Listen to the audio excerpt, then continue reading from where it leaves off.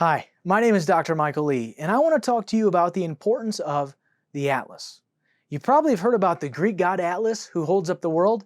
Well, your Atlas holds up your world, and it resides here at the base of the skull. The Atlas is so important because it is closest to our brain.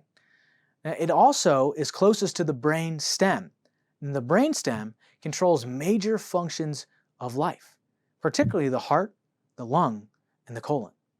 In the very beginning, when the sperm fertilized the egg, the brainstem was one of the first structures to form. From the brainstem grew the brain and the spinal cord. And so the brainstem residing here at the base of the skull is so impactful. And so anytime that there's an interference or a compromise from the brain through the brainstem via the spinal cord at 268 miles an hour, it has a global effect on our entire body. Now, if we look at this tiny bone, this is an atlas, it weighs about 3 ounces. Now this tiny bone holds up an 8 to 10 pound bowling ball that you call your head.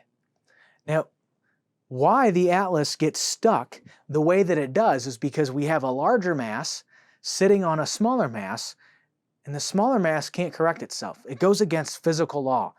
Almost nowhere in nature do you see a smaller mass supporting a larger mass. So that's why when the atlas gets pulled out of position, it gets wedged. And when that wedging happens, there's a neurologic compromise that happens.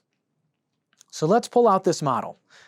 This is the base of your skull, and then we have the atlas, and we have the second vertebra. Now all these represent the culmination of the spinal cord, and at the very base of your skull is the most vital because every nerve in the entire body meets here.